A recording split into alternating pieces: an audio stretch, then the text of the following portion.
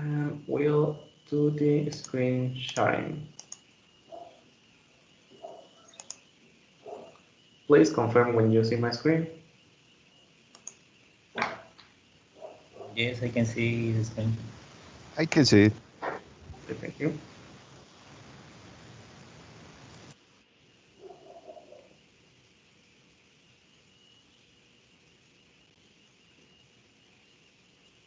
Okay, I have opened the Power App interface, and I'm going to look for the app we created the other day. In the one that we are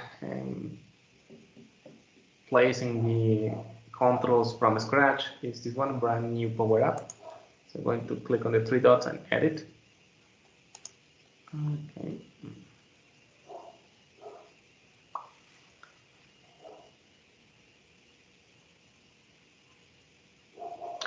Oh, yes, I just remembered that the other day we couldn't uh, perform the versioning restore. Let's see if we can do that today. So I'm going to click here, then details, then versions. Okay, so I want to restore version 1. Let's click there, restore. There it is. You can notice that it is not going back to version 1. In reality, it's creating a new version, version 3. But version 3 is the same as version 1.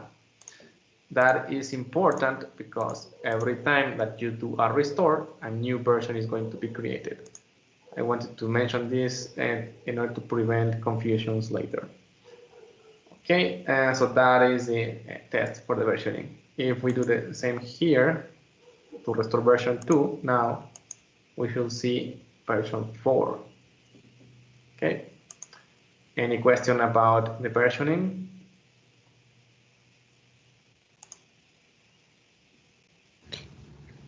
No, so far so good. Okay. All right, let's move on.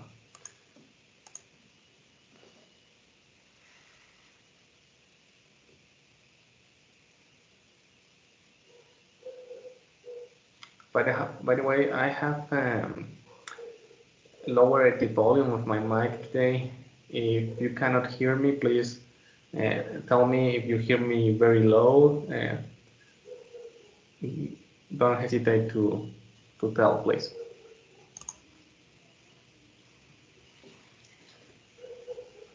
Okay, so we have tried or we have tested the labels, buttons, and a few formulas. Also, we did a small test with text input by using the number format to do a very quick calculation.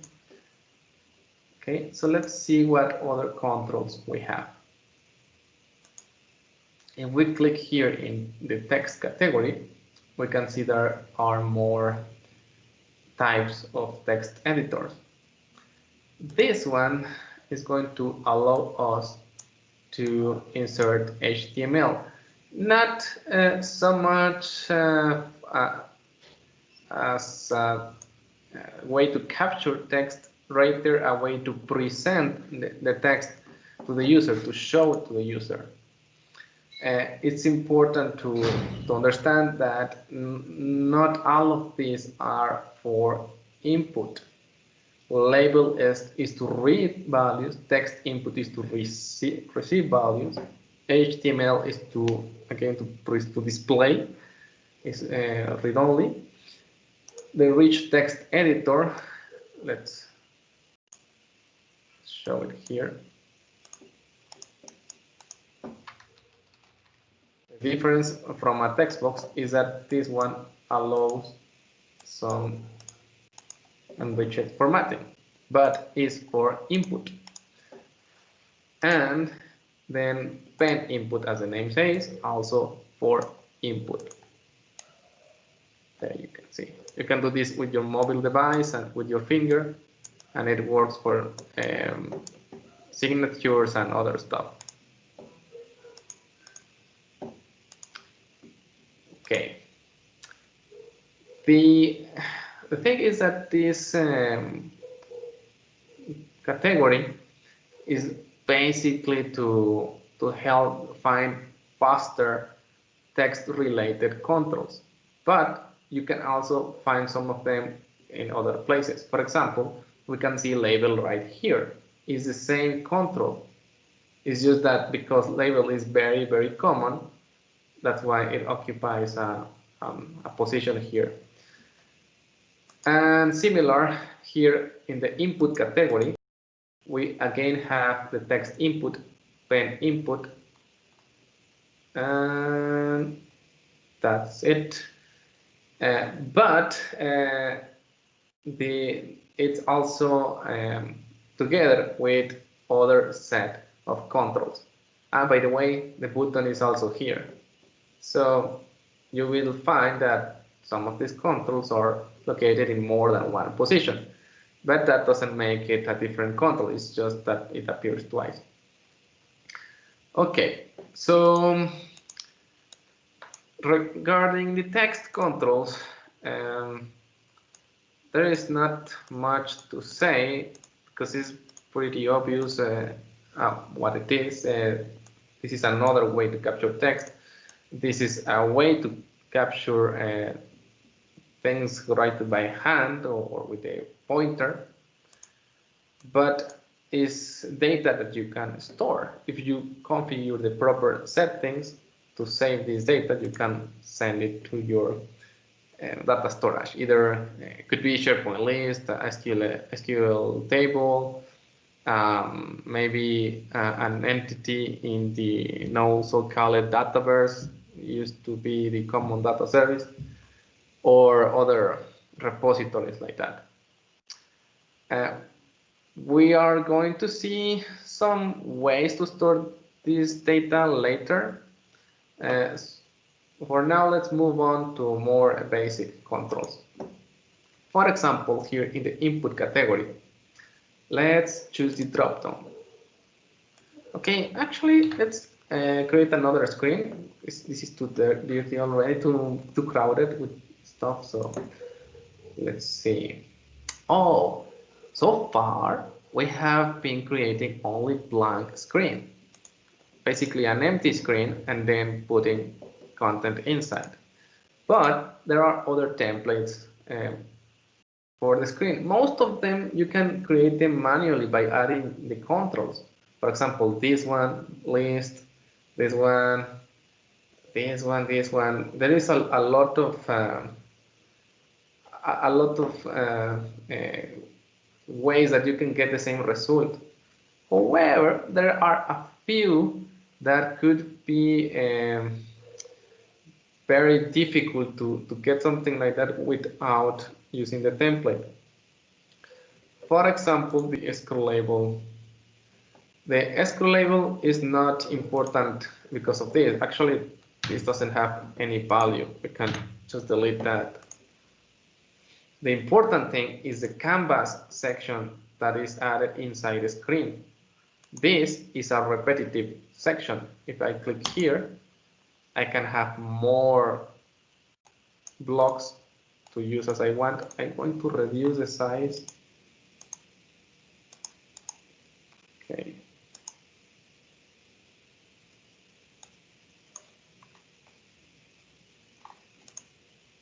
Come on. Okay, let's see what is this error here. Okay, hate.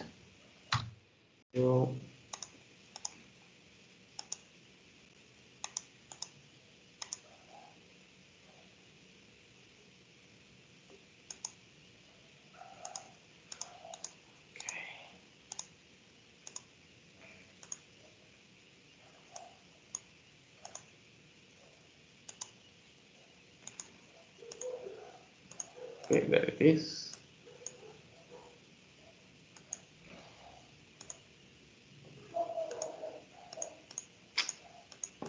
What's going on?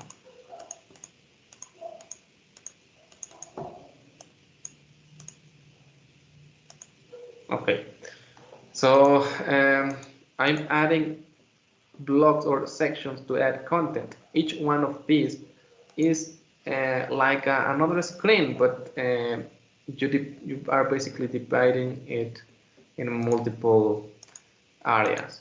Why would you do that? Well, imagine a case where you have an app with a section that is going to be very long or might be growing dynamically. In that case, this approach will allow you to distribute the content more efficiently.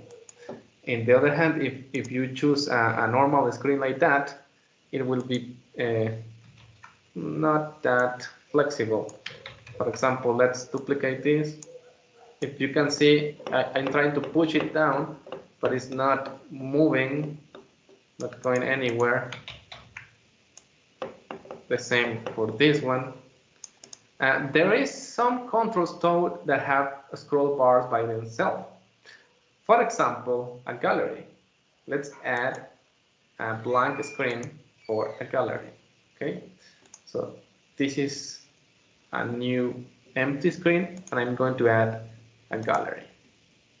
A gallery is basically a control that allows you to present a list of items. As you can see, it has its own scroll bar. And if I add more elements to this thing, the scroll bar will, well, this thing will grow and this bar will be smaller. So you can move it properly. But the scroll bar is in the control itself, not on the screen. What if you want multiple galleries like this, maybe for different type of data? You want one here and the other one below. So how you achieve this in order for them both to grow and expand in a more efficient manner? Well, with this type of screen you can't. You need to use an scrollable screen with these blocks sections. As you can see, you can increase the size of a section like this, but for some reason it's not responding. What? Why? Okay, maybe I have a problem with the cache. It should push. When you move one of these, it should push the other one, but it's not pushing the section. Okay, let's save everything. I click on Control S, and I'm also going to click here to publish, and Control F5 to clean the cache. Unfortunately, that action is going to close the app. But you can open it again by clicking here, Open, Power Apps, Brand New. All right.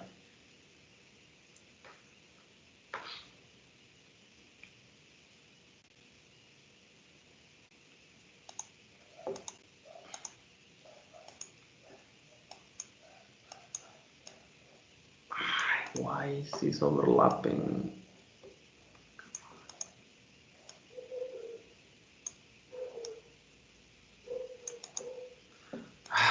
I don't remember why it's doing that, but let's put some content inside so we can see a little bit of this thing.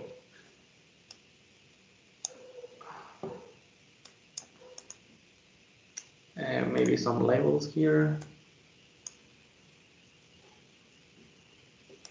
Put on.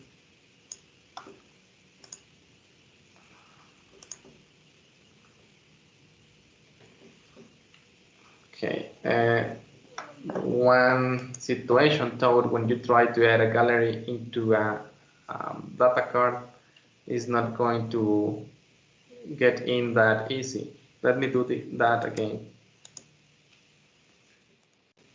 If you remember what I told you about the tree view here on the left, is that it's very helpful to find elements or to select elements where it's difficult to select them on the screen.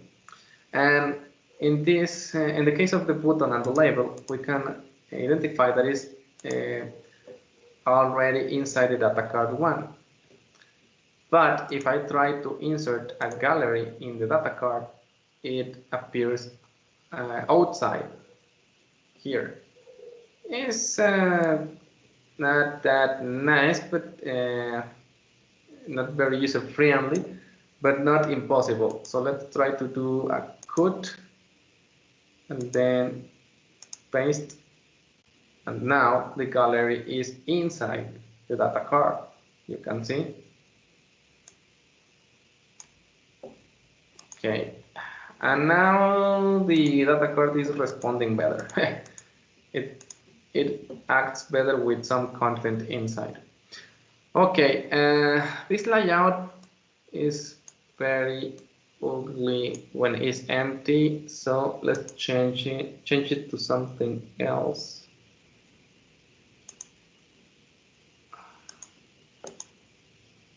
Okay, that one. And let's put more content, more labels here.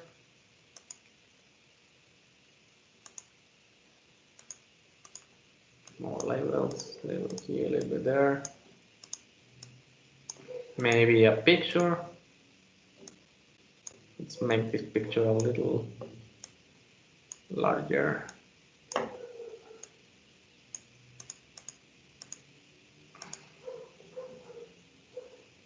And what else we can add? Okay, some icons.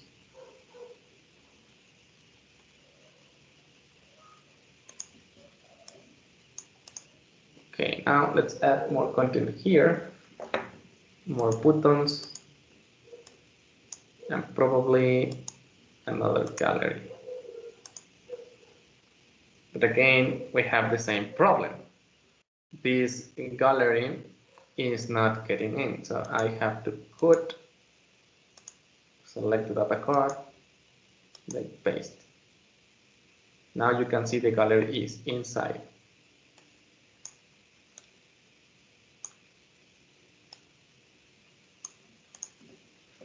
Okay, so the screen is growing. We are having more and more elements each time. Let's add a few more. So more buttons, more icons.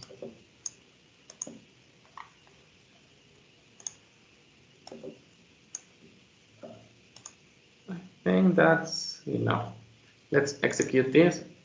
You can see that the screen has a scroll bar, and this gallery also has a scroll bar, but that's because the control is like that. By the way, we can change the size of this thing with a formula, so it can be resized depending on the amount of elements it has. And the same is going to happen with the section. But the important thing here is that we have a scroll bar for the full page. That's the thing that I wanted to achieve. And you can, if you want, you can put everything in a single data card, and still you're going to get your scroll bar. But I recommend to use different data cards so you can clearly identify the sections of your page. Sometimes it's good enough with 2 or 3 data cards, and then that's and then you have everything you need in terms of areas or sections. But there are some cases where you need a lot of data cards, maybe because you are going to show or hide some of them depending on some conditions. Imagine that you are asking some questions about, and depending on the answer, you are going to present the next section, or maybe hide it and show another section. So doing this approach is going to be very useful for that kind of scenarios. Okay, that was just to explain a few samples of the screen templates. And let's take a look at these because these are new. Let's create that one. Okay, so put a few things.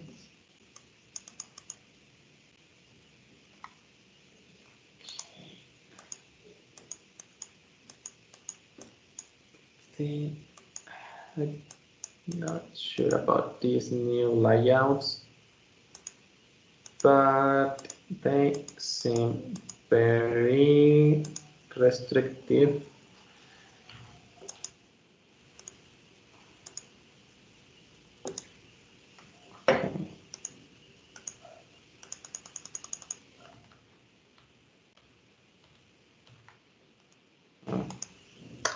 Maybe we can do some test with this new type of layout later. It's a little weird because we cannot move the elements around. Not sure if we need to do some kind of unlocking here, but let's go back to the other one. Okay, so this is my blank screen, and I added two galleries here. We don't need the second one. Let's keep one only. There it is. So let's talk about this control because it's very important.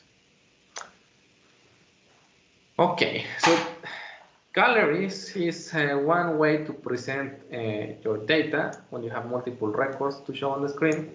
Also, we have data table as another option. The difference is that a data table is not that flexible in terms of customization, neither for user interaction. And we actually need some data sources in order to see these two in action. So I think it's time to create a few lists in SharePoint. SharePoint is not the only tool that you can use as a data source. There is multiple things, like even on-premise databases. If you have some servers with databases there, you can connect to them with a thing called a gateway. And there is multiple places where you can extract data from. But for the simplicity, for the sake of simplicity, we're going to use SharePoint in this occasion.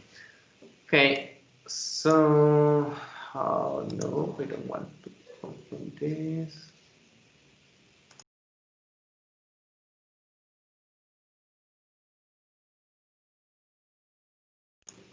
Okay, so let's move on. I don't know if we created something. Oh yes, I remember. In the first session, we installed a few SharePoint sites with some content. Let's see if one of these has a list that we can use as a data source. Maybe this one. Let's see. Okay, with SharePoint, we can create some pages like this to present an outstanding interface for the user. But that's not the true face of SharePoint. In reality, where you need to go is to the site contents by clicking on the gear icon above and then the link site contents. This is a real SharePoint with some repositories and an events list here, and it has 14 events. Maybe we can use this as our data source. Let's click on it to see what it has inside. Okay, probably our old events. Let's change the view to our events. Yeah, it has some events that have already passed, so that's why we couldn't see them on the calendar. But it still is good data. Yeah, this is good data to test with. Let's go to the Power App. Okay, so in order to connect to a data source, you need to go here on the left panel, here where are these icons. We need to click on the cylinder data. If you expand connectors, you will see multiple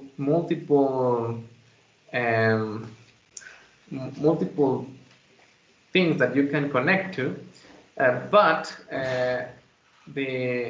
if you don't find it here, you can type it on the search box. For example, SharePoint.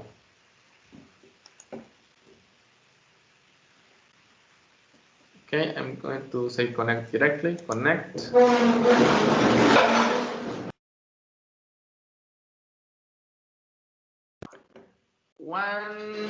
A minute, please. I need to help you move a table. I'll be back.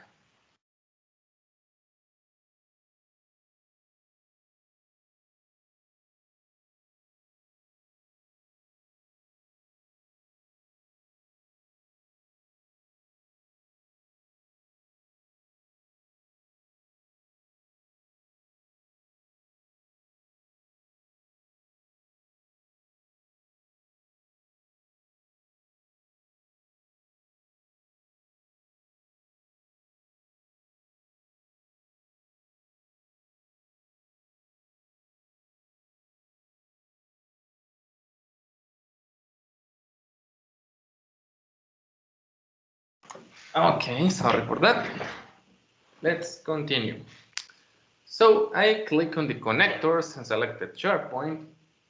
And now here we can see some existing SharePoint sites available for selection. But even if the site is not here, you can type the URL above. It is already here, but let's imagine it's not there. So what is the URL that I need? You might think, hey, let's copy the full thing. No. Just this portion, starting with the SharePoint domain and ending with the site name, because the connection is asking for a site URL, not the repository, not the list. So I'm going to copy this portion, paste it here, and very nice. It doesn't show the event list. Look at that. Why is not showing the event list? Okay, let's try that using the name manually here.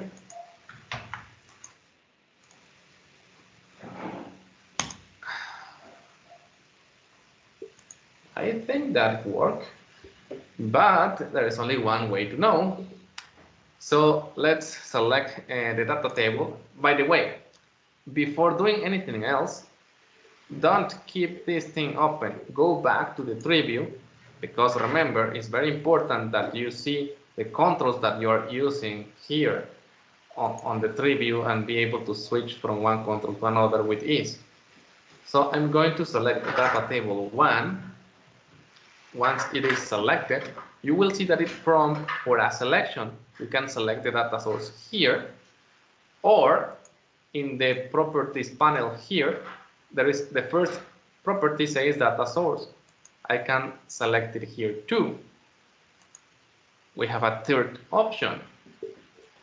With the control selected, and you ensure it's selected because you see the border here and you see the highlighted control here. Now we look at the formula bar and we ensure items property is selected. Here you can type the name of the data source. I will type event because that's the name of the data source. You can see that it's going to recognize some columns automatically and start to populate. Sometimes that doesn't happen and you need to manually set the fields. But before that, let me explain you why this name. Because that's the name that appears here. When you connected the data source, this connection was created and got this name. It's not guaranteed that you will get the same name as the list or the table in the original place where it exists. Sometimes it will add an underscore and a number or something else. So you need to go here to check and ensure what is the correct name. Okay, so now let's return to the data table. Okay, so we say that this time it put the columns automatically, but sometimes it doesn't. What you can do in those occasions where, you need to look here on the properties panel on the right and click here on edit fields. Here you can see that the fields that are already there. But if they are not here, you can click on add field and it will give you the option to select all the columns or fields that exist in that data source. In this case, it is already showing the important data, but let's just add something additional just for fun. Maybe the created date and created by.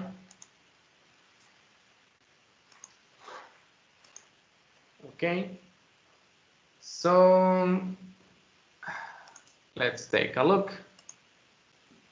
Hit execute, move the scroll bar, and there they are. Okay, so that's one option to use the table. Now let's try to do something similar with the gallery.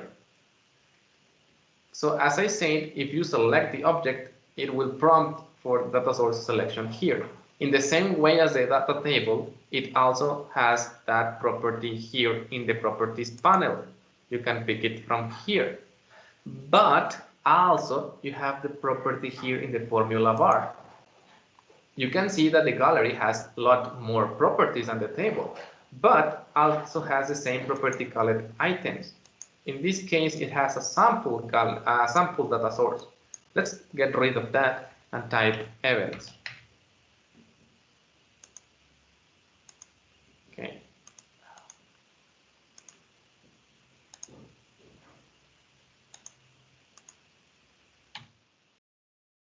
Okay, thanks. It is good, and it's loading some data. It automatically took a decision about what fields to show here, but if you don't like what is displaying, you can change it.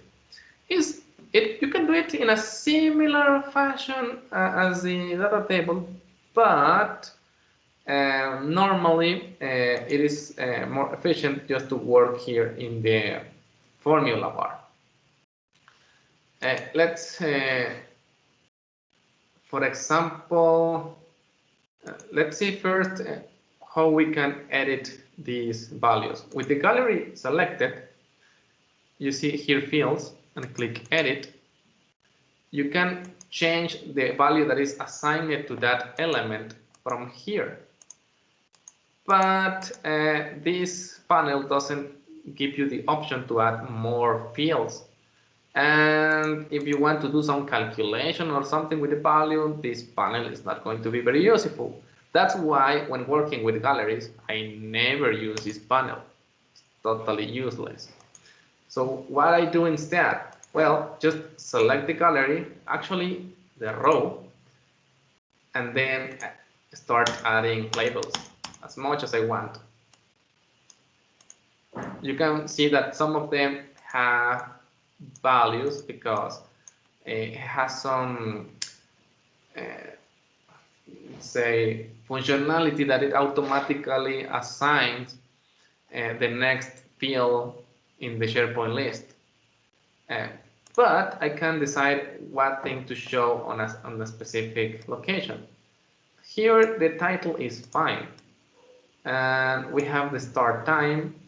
That is good, but I think it's too big, so bye-bye. Let's use one of these. And here, instead of location, I will type start. There it is. And I already have end time here, so let's just put it next to it. Okay. And event type, that's not very useful. Let's, what else we have here? Location. Okay. Well, location. So put location. Maybe the event has a picture, but I don't think so. If it did, we could put it here. But for now, I don't have any usage for this image. So the only thing I will do is delete it. Okay, we have seen that something happened when I deleted that control, and it seems something got broken with the title because it had some dynamic formulas position the title based on the image control. I didn't set that, it was automatically set because I choose this layout. That's the reason sometimes it's better to start with a clean template so you don't have to worry about those preset conditions or formulas, but it's really easy to fix. Just click on the X mark, the red mark, edit formula.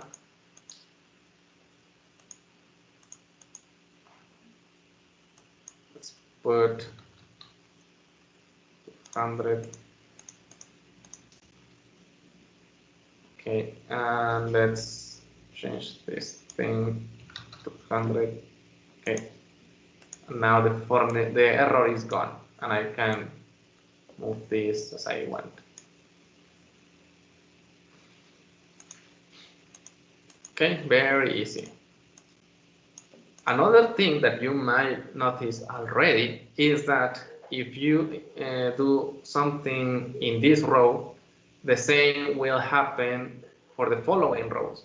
Actually, in the gallery, you cannot click on the following rows because they are just mirroring what is happening on the first one.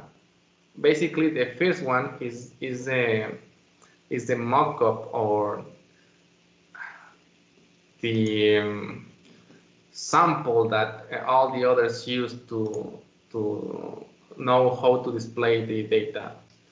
So the only section that you modify of a gallery is the first element. It could be wider if you want, smaller if you want.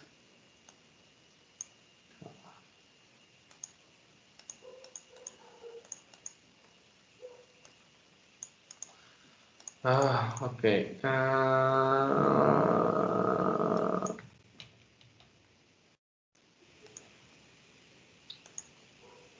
See what I did. I think I've broken something here. Okay, let's do the undo.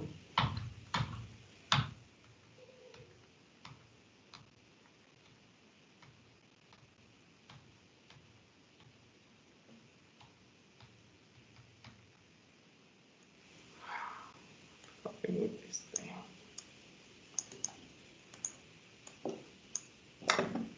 This thing is not doing nice.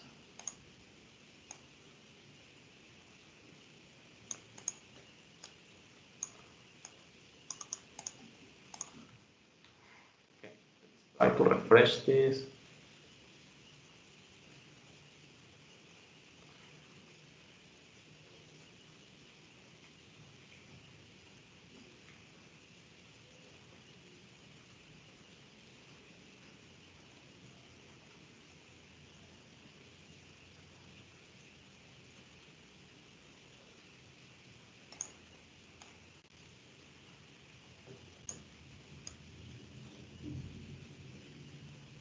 Yeah, it seems it's a cache problem because I moved the cursor and the background changes, but this border doesn't. Just want to be sure that it's not a weird calculation.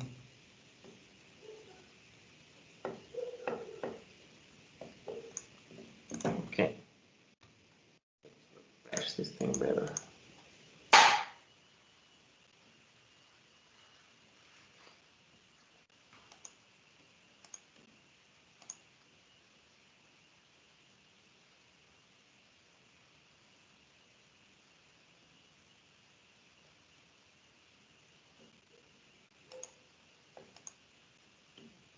Hmm.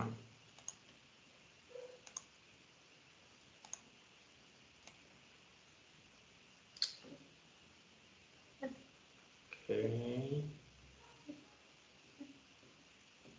Why are you funny?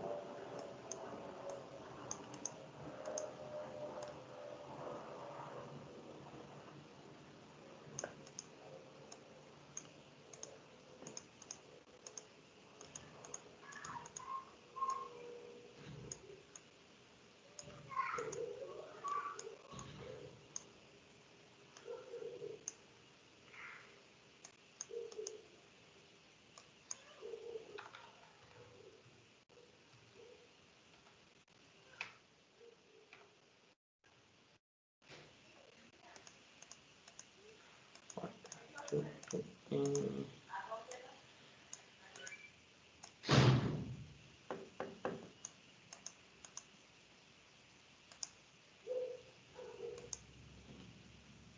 Maybe it's a separator, I'm not sure. Let's delete this thing. That didn't help.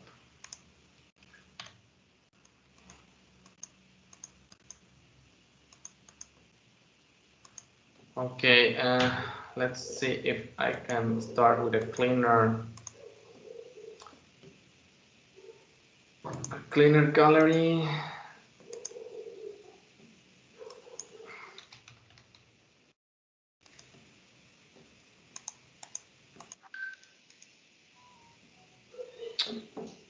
Huh.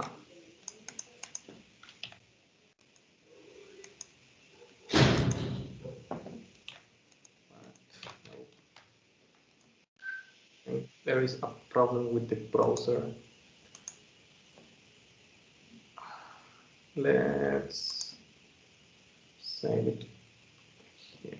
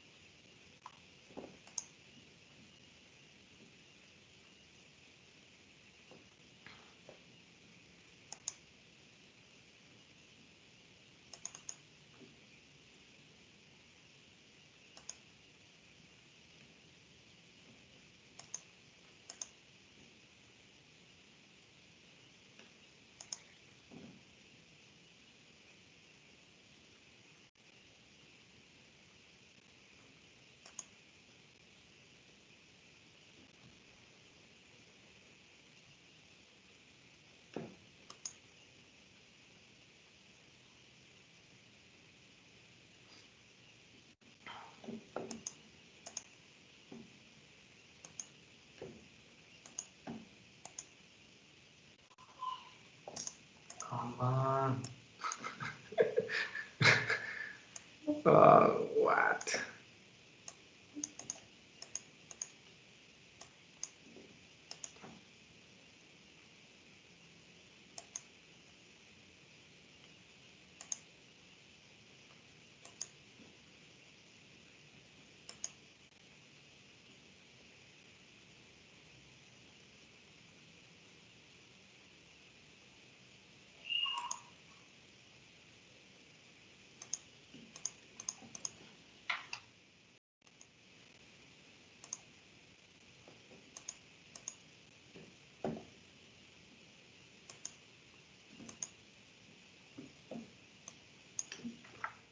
I think it has something to do with the vertical layout.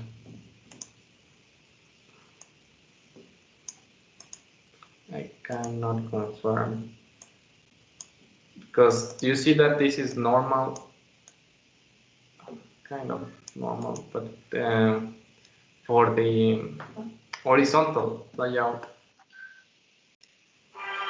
still what is very weird. What is very weird is this limit that is not expanding more than what I'm trying to push with my cursor. I'm pulling this and it's not moving, so I think there is something wrong here. Let's see if we create a new screen, we have the same problem.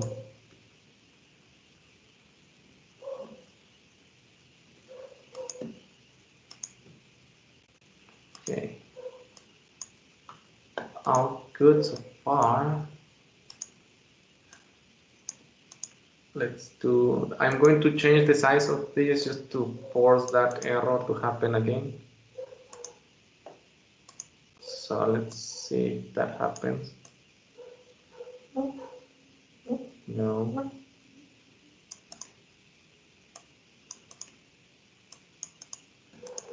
I cannot tell you what is exactly going wrong with this screen too, but probably there is a style conflict with the table. Maybe the client side styling for this table is messing with the gallery. So let's keep them separate for now. I'm going to make this bigger so we can see this data with more clarity. Very weird error. I have used galleries and tables together in the same screen before, so I wasn't expecting this. But still, we can continue. So, okay, we leave the table here and continue with the gallery here. Okay, so let's fix the display to get it similar to how it was before. So here in the properties, I can change the font family. That is fine. Let's just change the size, maybe 20, and make it bold. No, not that bold, maybe semi-bold. Yeah, good enough. Start time here.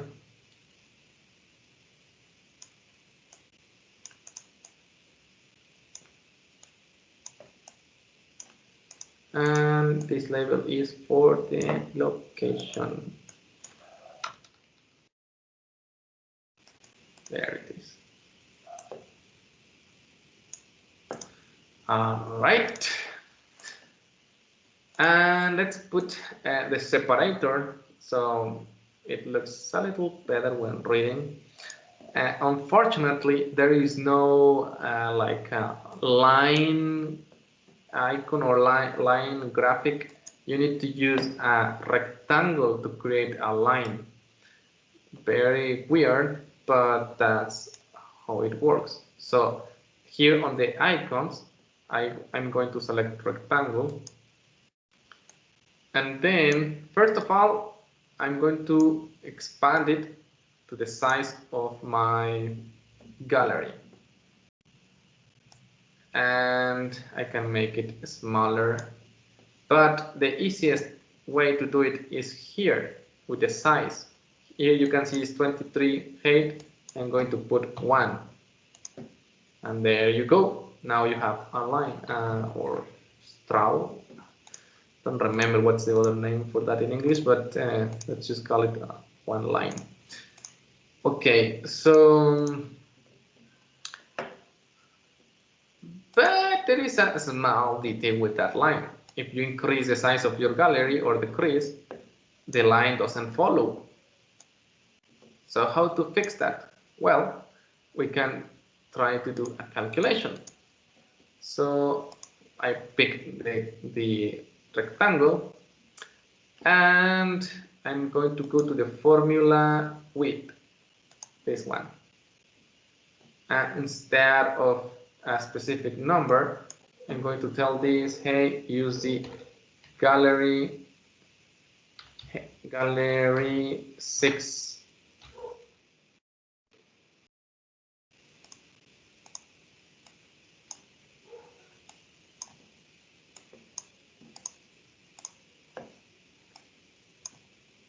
Okay, now it's working just fine. But I did something on purpose. I continue adding a lot of stuff here without naming it. So you can see how this stuff can get really messy really quickly. Now we have seen that we need at least this gallery with a specific name because we are using it in one formula, the formula of this of the size for this line.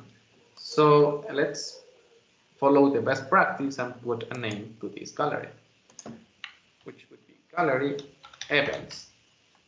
That's it. Similarly, I'm going to do that with the screen.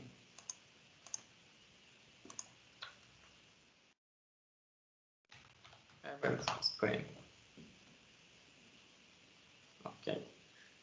I don't need to rename this because our read-only properties, and I don't use these labels for any calculation. If I need to use the values from it, I will use a reference to the item itself. How we do that? Well, you have seen that already, but maybe you didn't notice. If we select this label, you can see that the current row or the current item object is referenced as this object, this item. This object is containing the actual row. It means in SharePoint that specific row. So let's take a look here in SharePoint. It will be aligned like this. One item in your data source. Okay, is not necessarily important where you get your data. It could be SharePoint, it could be anything else. In reality, this thing is telling to get whatever the item from whatever data source, but in the position of the specific row where it is displaying the labels. That's why this row displays the data from one item and this row displays another item. It's like a contextual item, a contextual object. It has different values depending on where you are seeing it. Okay, but it also works for calculations. Let's do some calculation here. Maybe the length of this event. Let's see how many hours this event is going to have length. So let's delete this thing first and put something like this. Event length. Okay, I want to put fixed text inside double quote. And now the calculation. How to do a the difference of time between two dates? Well, let's take a look on some online references just by typing Power Apps date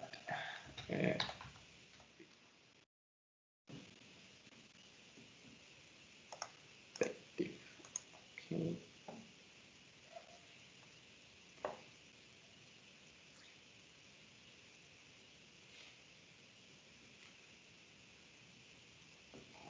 Okay, well, I want hours, not days. So let me see if there is time diff.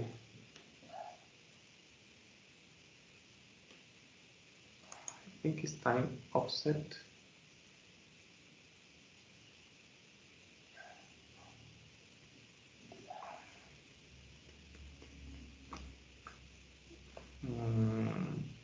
Okay, here it is. Units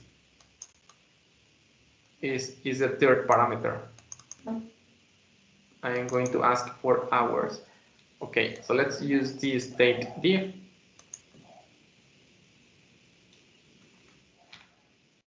And because we need to concatenate the following text, we are going to use an ampersand. Okay. Well, let's leave the text portion to the end to not confuse with other terms. So I'm just going to remove that text and first of all do the calculation. So date if start time, so it will be actually where it is here, and then this item dot end time, and the value that I want is hours. And here you can see now the result, 2 hours. Okay, date diff, taking the difference between the starting time and the end time, and the result is in hours. Okay, let's put the text again. I have it on the clipboard, so just paste it again. There it is. And let's paste another text at the end. Space and then hours.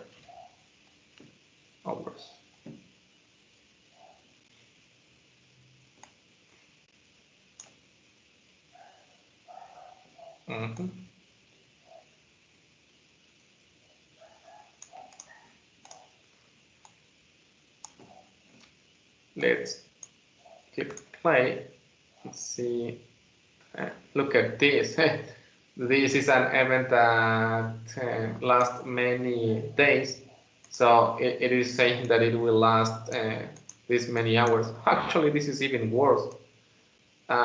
So his formula, of course, is not going to be very useful for repetitive events. But the idea was not to show how to handle with complex scenarios like that. It's just a sample about how to use a formula here and a basic operation. Okay, but you can see that it has different results depending on the data on that specific row. So that's what I was referring to when saying that the object called this item, it is a contextual object because the value depends on the row where you are. And this will help to extract any other data that you need from this item. For example, let's see what other properties it has just by using the dot, and then you can use this scroll bar to see the other properties. Now it show more. So there is a lot of properties we could use. Let's see if the description has something. No. Okay, let's see what else.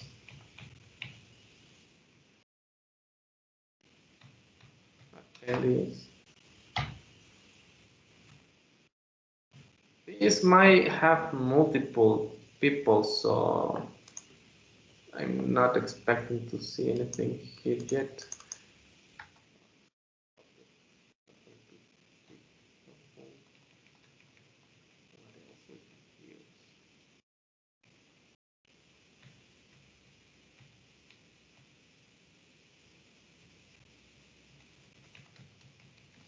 Okay, let's create another column in the data source. Otherwise, this won't be funny. So first of all, let's save changes here. And now I'm going to open SharePoint and create another column here. So I'm going to the list settings and then create a column. So this could be ticket price. Let's ticket price. Yes. Another one, maybe a number. Total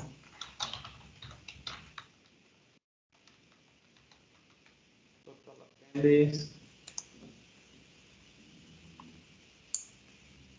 And a choice field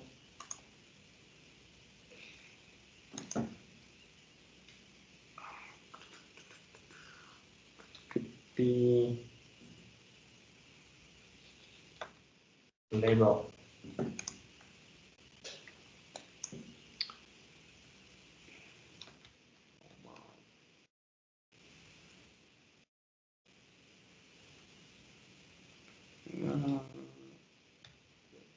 Be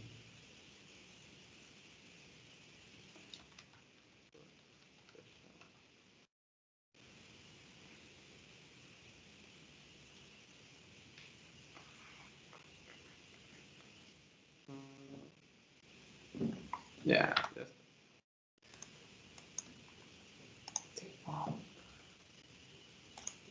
Okay, let's put some data here in SharePoint.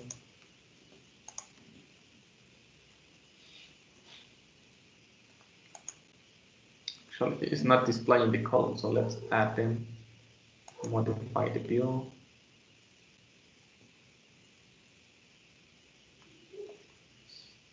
Total attendees, ticket price, and level.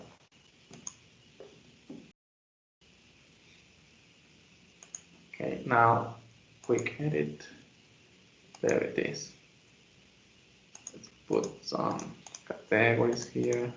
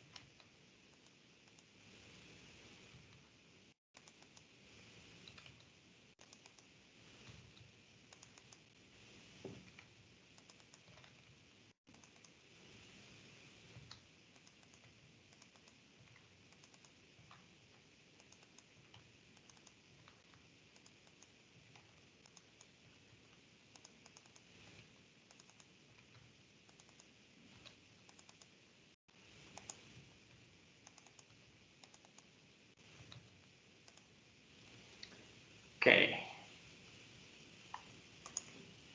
that's enough data.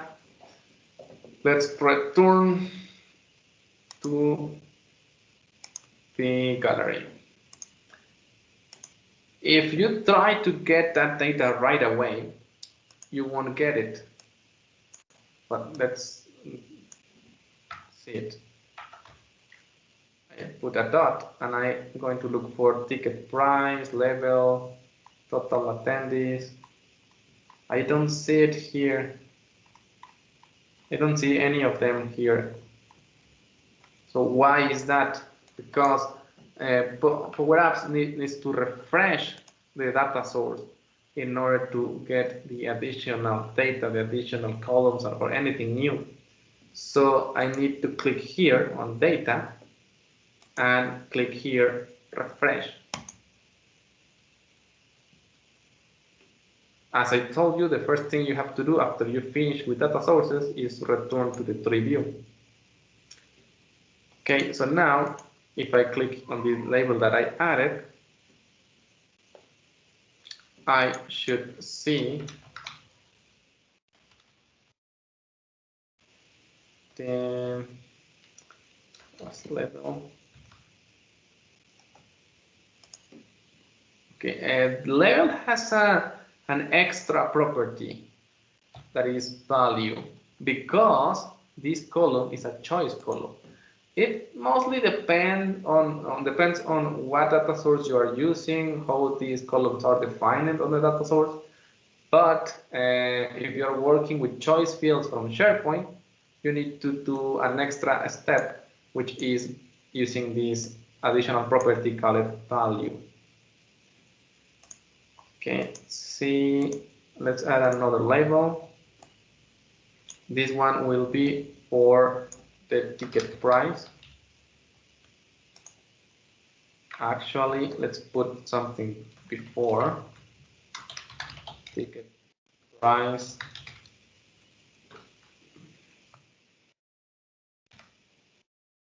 And we can add some formatting to this value by doing this text, comma.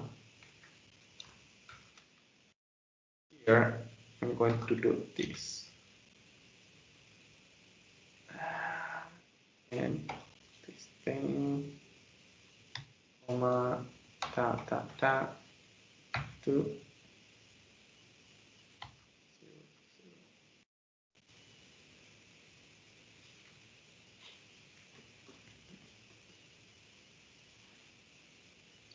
that's it. Now we have the format of money. And it added automatically some locale here, which you can change, but this works for most of the cases. So now let's add the label for the total, total attendees.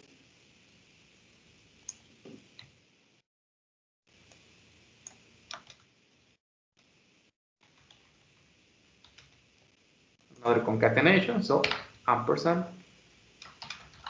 This. Oh, wait a second. There is a small problem here.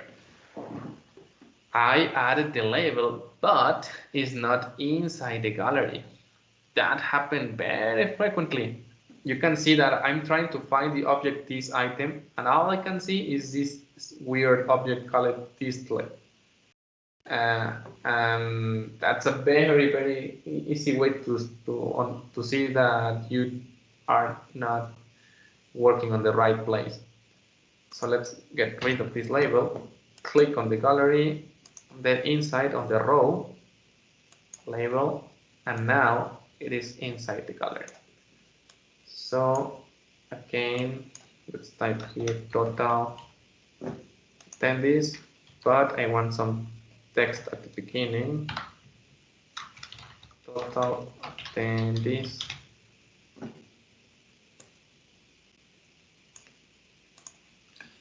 And let's put another thing. I'm going to put a label here, which will be called income, and center this, maybe another font. It looks a little funny, but it's just to show that you can change that. And going to change the color to this dark blue. Now another label below, which will also be aligned to the center. And then,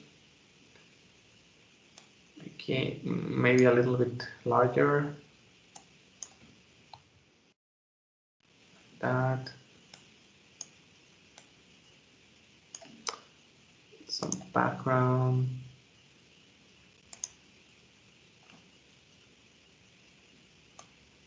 Okay, and now we need a formula. This item dot ticket price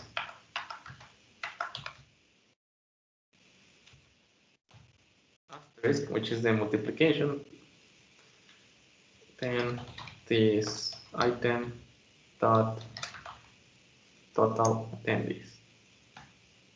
But it doesn't look nice that way. So let's apply the format. Text, and then comma. One thing that I recommend is always close the parentheses of your formulas before working in the parameters inside. Especially if you are putting a function inside another function, so you don't have problems later. Okay, so that's done. Let's finish the format. Dollar icon, then this thing, hashtag.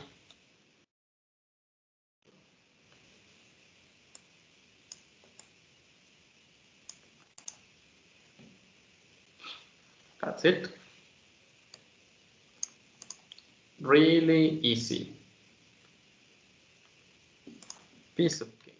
I think that is going to be all for today in terms of adding controls here. The other thing that I want to show you is that you can get things like this working really easy. There is another object that I want to show you next time with Calm, which is the forms. But before we go today, I want that you see how we can get a working Power App with a very few clicks. And many of those screens are going to be created for us automatically. So let's close this and go back to Chrome. There was not a browser problem. Okay.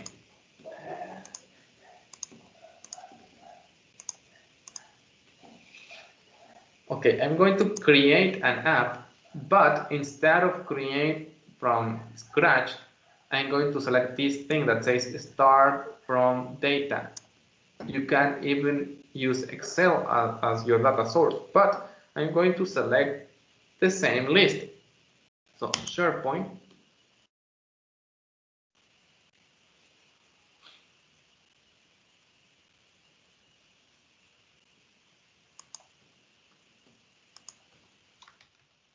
Events.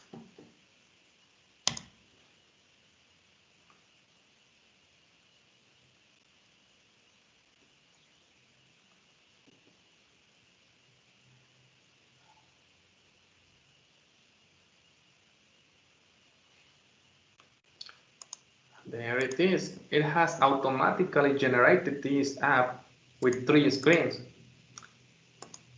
One screen with a gallery. You can see here on the tree view that it is a gallery. And if we click inside, we can see it's using the same logic that we see before. So really easy. The other object that is using is the form control. We have not seen that yet. We are going to see that next time. The edit screen is also a form. By the way, you can do this in the same screen, but for some reason they like to do it separately.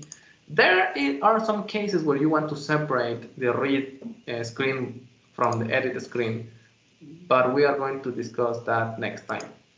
The only thing that I want you to see today is how fast we got a working app with just a few clicks. This app is already connected to the data source, and you can input data. There is also this new icon to create a new event. So this is a new event starting today at 20, ending today at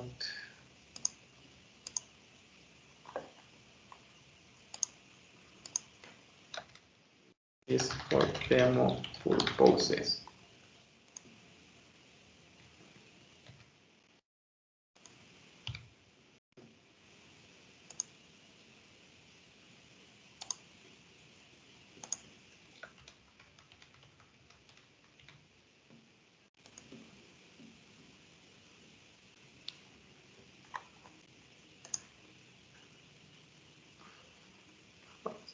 New event.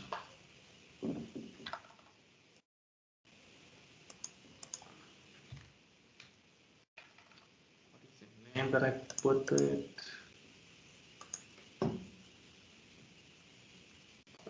This is a new event. Okay.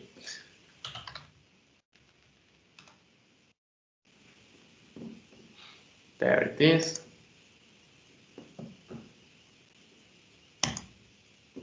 We can modify it.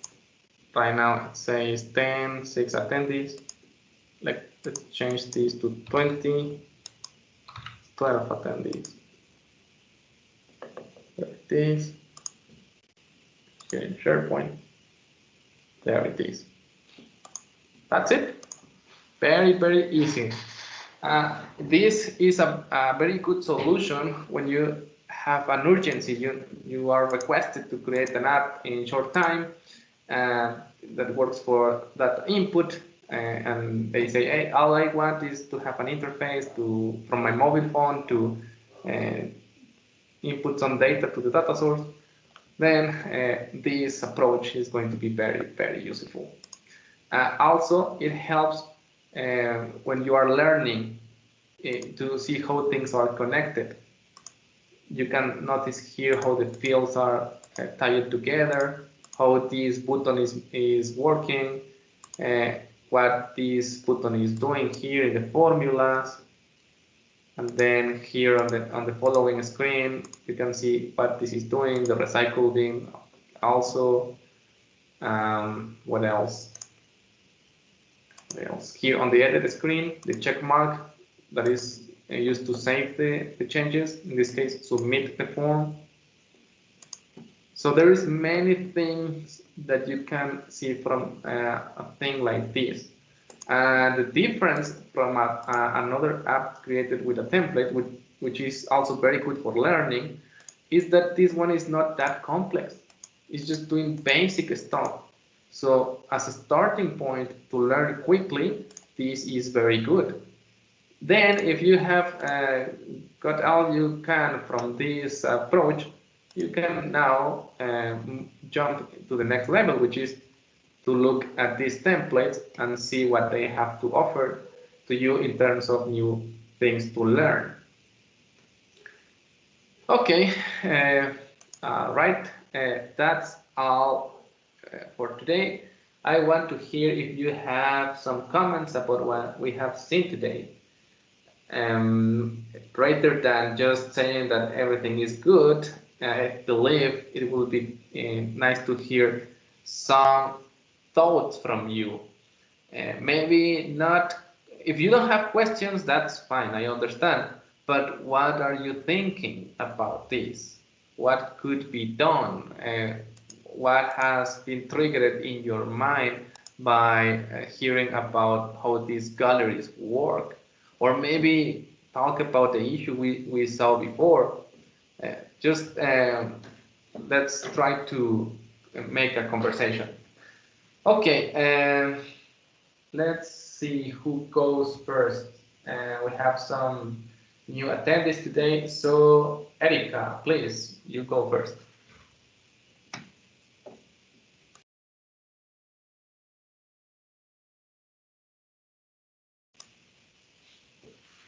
Erika, can you hear us?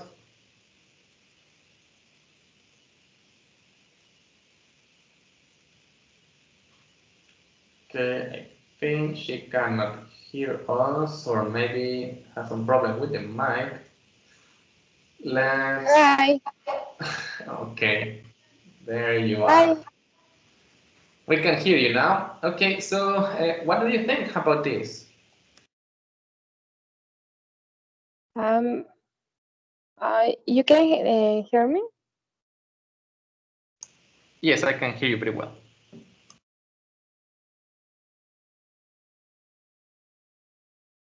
Sorry, but I don't know. I don't speak English very well. Sorry. Okay, don't worry. Maybe you can share your thoughts on the chat so we can read. That will be nice. And who is the next one? Edinson, are you there?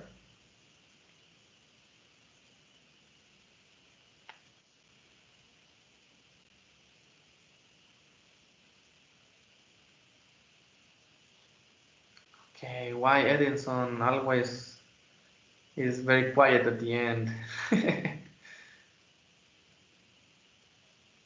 Can you hear us, Edinson?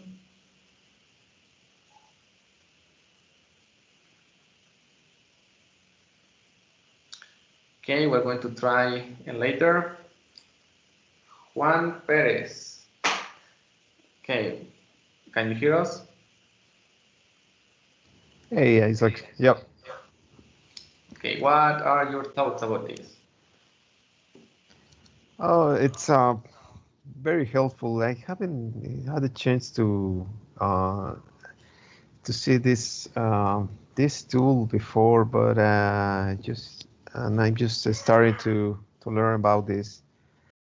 Very helpful. I really like it, and also I have the opportunity to check the two first videos, and I will be just uh, start reviewing them just to know about how it is working from scratch. So I really like it.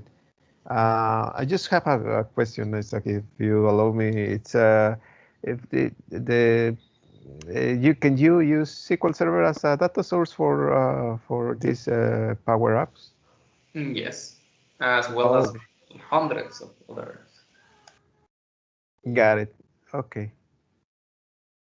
Actually, SQL is more useful than SharePoint. It has less limitations. SharePoint has many things that you need to work out when working with it, like filters and other stuff that makes it not very nice.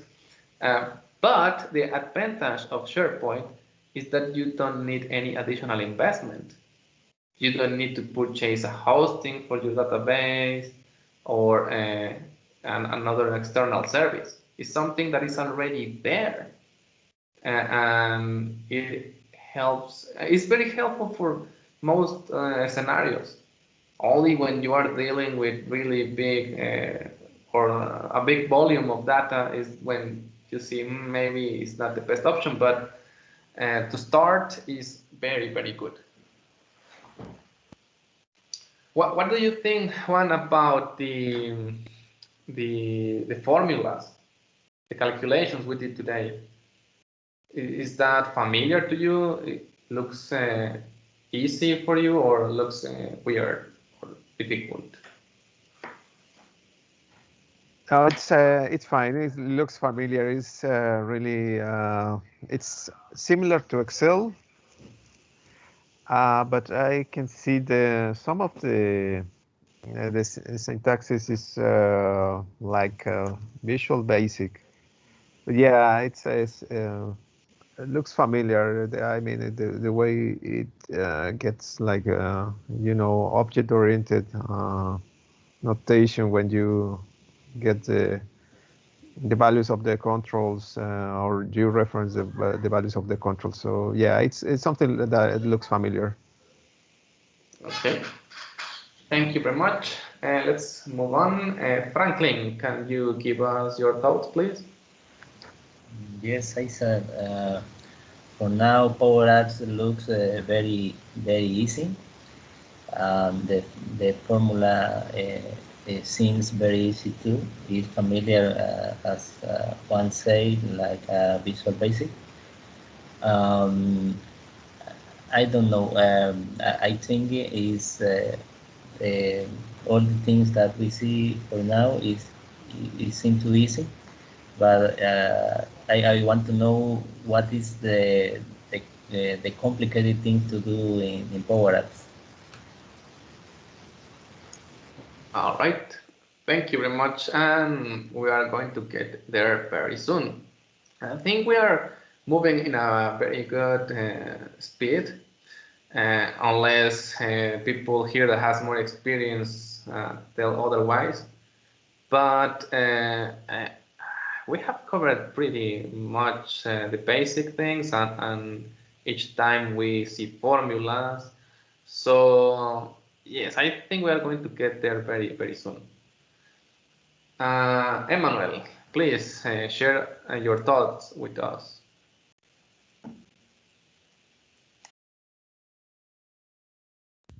Okay. Yeah. Power Apps and specifically the galleries and the tables are a very useful tool or very useful feature. If you allow me, I will like to see how to connect with other data sources, and if we can abord the topic for the different connectors and the licensing model they are required, because those all for me, at least for me, is always a little bit tricky. What is the license model? Or how can I say it? The different license model that Power Apps works with is something, at least for me, something difficult to understand. Okay, so please remind me that topic for next time so we can start at the very beginning talking about the licensing. I think that's going to be something that we need to talk more than once, because there are always situations that you need to analyze and see what is going to be the real expense at the end, because Yeah, and sometimes, yeah, okay. sorry to interrupt you, and that's my point, because if you are using just forms with SharePoint, that's fine. You don't need any additional licensing for Power Apps. You can use it with the E3 or the E5. But if you want to do more complicated and more advanced scenarios, like using connectors for other third-party data sources like Dropbox or even SQL Server, I believe it uses the premium. It's a premium connector, so you need to have additional licensing per per per app or per user, and that's when the things go a little bit tricky.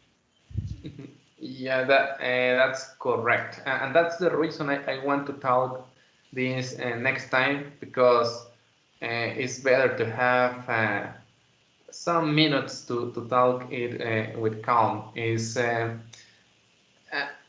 it's very interesting topic. I cannot say it's complicated, but it is interesting because it changes. It has different ways to address it depending on the situation, and sometimes the the real expenses doesn't come from Power App itself. Rather are from the additional things that you need, or the other tools or services that you want to connect. But definitely is a very important thing to review in Power Apps. And we are going to see the licensing model for Power Apps and also for Power Automate, both, because they are very, very related. And at the same time, they are different. So it's very funny, and we need to talk about that with calm.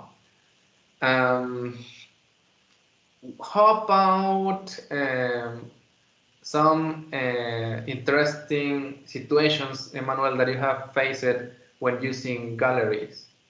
Have you done something very challenging with a gallery?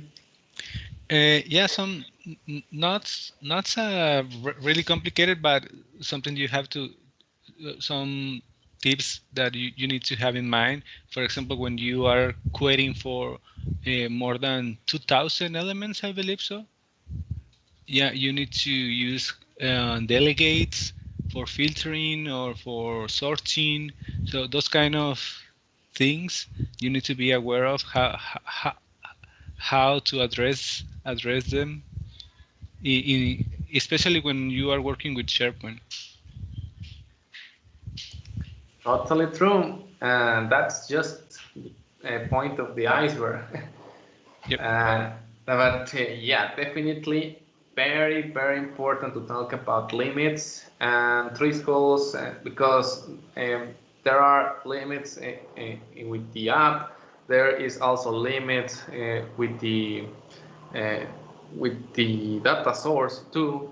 So it's a multi-layered uh, situation that you need to handle.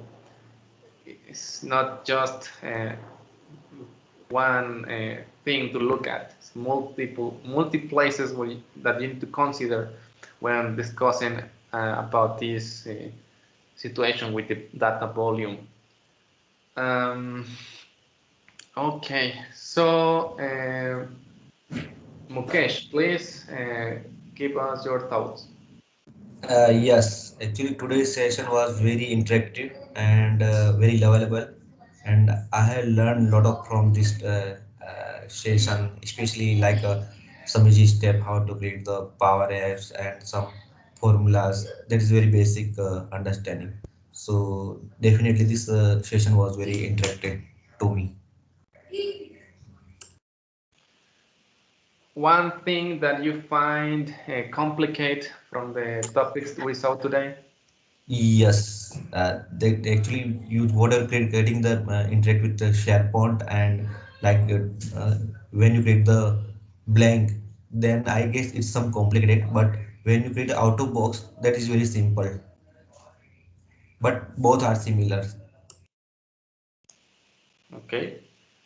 And something that you imagine like a use case that is in your head when you see about this gallery stuff. Not right now. Okay, thank you very much. Let's see if Edinson is back. Are you there? Can you hear us in the afterlife or some the other dimension? Edinson, can you hear us?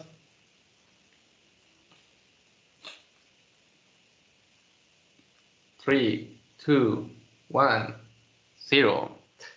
Okay, let's finish the session for today. And thank you very much for being here. I hope you have enjoyed this.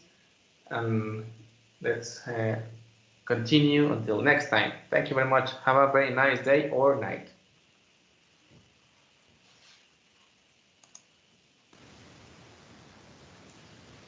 Thank you, Isaac, and bye bye.